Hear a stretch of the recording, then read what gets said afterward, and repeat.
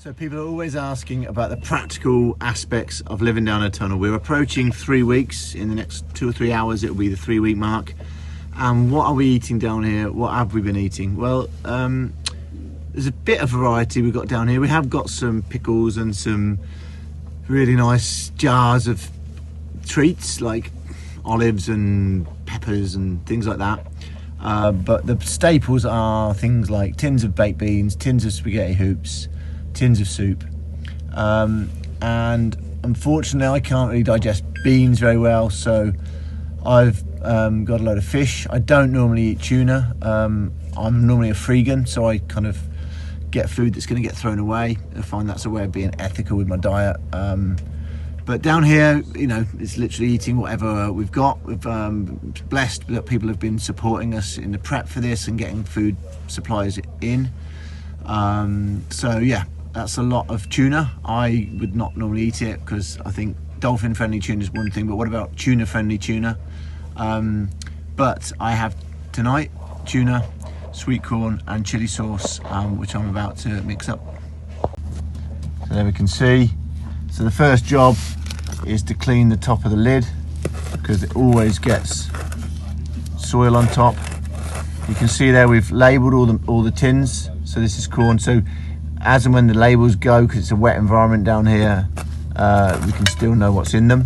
We've only had one mystery tin so far, which we're actually a little bit disappointed in because it's quite fun having a mystery tin.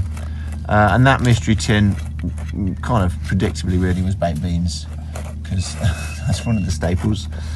So yeah, I'm pretty fastidious. I have a whole routine with my tins, not to waste any food. So I clean the lids beforehand. I lick them clean when I've opened them, being very careful not to cut my tongue, of course. And then I wash out the tins. You can see here I'm actually collecting drips that are coming down off the ceiling into this tin to rinse the tin out.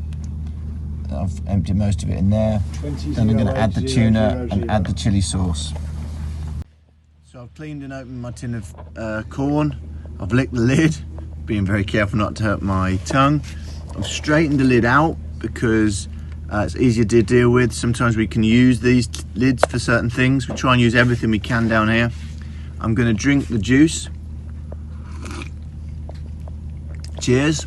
So Floyd on fish might get pissed drinking wine while he's cooking, but down here we drink the juice of whatever we're opening up. And then I'll drain that off by drinking it, add it to the tuna, add some of this chili sauce, mix it all in. So there we go. I've saved half the tin of sweet corn for others. We're on like trying to make everything eke out and last as long as we can, so we default to by sharing. It's very rare if any of us will open a tin and eat the whole thing. We just open a tin, eat some and share it around.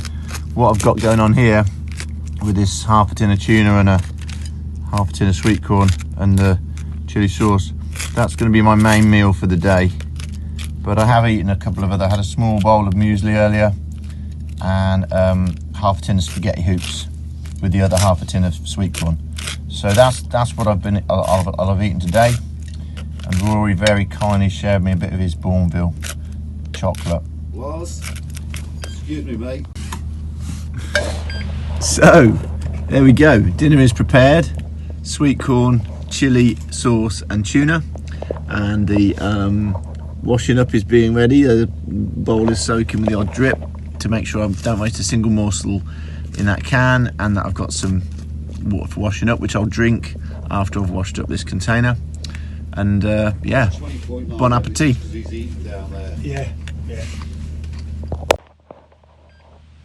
That is so good. You so appreciate your food down here.